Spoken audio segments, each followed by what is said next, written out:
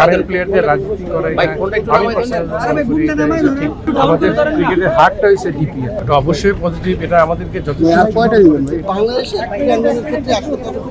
আমাদের এই প্রাণের ক্লাব ক্লাব, আমরা এটা সবসময় এটা সাফল্য কামনা করি এবং যে পথ চলাটা শুরু হয়েছে নতুন কমিটির দায়িত্ব নেওয়ার পরে এবং সরকারের উচ্চ পর্যায়ে সবাই আজকে উপস্থিত ছিলেন, এটা আমাদের প্রাণচন্দ্রটা বাড়িয়ে দিয়েছে। আমরা আশা করি যে আমাদের ক্লাব আবার আগের মহিমায় আবার পদচারণ করবে এবং বাংলাদেশের প্রতিটা স্পোর্টসে প্রতিটা ডিপার্টমেন্টে আমাদের মডার্ন ক্লাব আমরা অংশগ্রহণ করে এবং দাপটের সাথে ঐতিহ্যটা রক্ষা করি।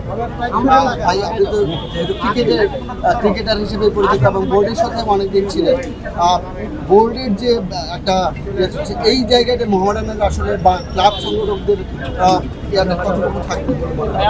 মডার্ন ক্লাব অনেকদিন ধরে কিন্তু ক্রিকেটে চ্যাম্পিয়ন হতে পারছে না, এটা আমাদের একটা ব্যর্থতা। তো আমরা আশা করছি যে মডার্ন ক্লাব নতুনভাবে যেভাবে সাজাচ্ছে এবং সবার সম্মিলিত প্রচেষ্টায় আশা করছি যে আগামীতে ক্রিকেটে এই দাপটের সাথে শুরু করবে এবং এখন যেটা ক্লাব একটা বিসিবির সাথে একটা প্রিমিয়ার ডিভিশন ক্লাবদের সাথে একটা দূরত্ব সৃষ্টি হয়েছে।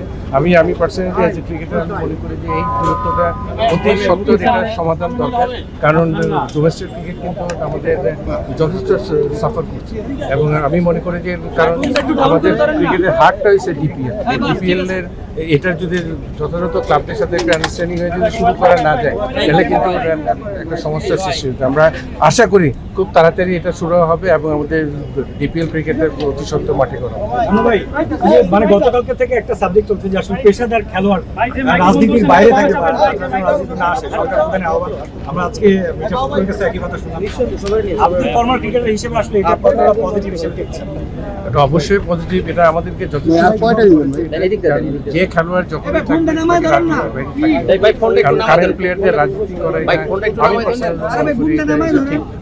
তার ধ্যান ধারণা সবসময় দেশের জন্য থাকবে এবং যে ফুটবল খেলুক সবার আগে দেশের কথা চিন্তা করে সেগুলো রাজনীতি এই জায়গায় আসাটা উচিত না এবং খেলোয়াড়দেরকে কারেন্ট খেলা অবস্থায় রিটায়ার না করা অবস্থায় আমারও পার্সোনালি সাজেস্ট হলো কেউ রাজনীতি না। ধন্যবাদ।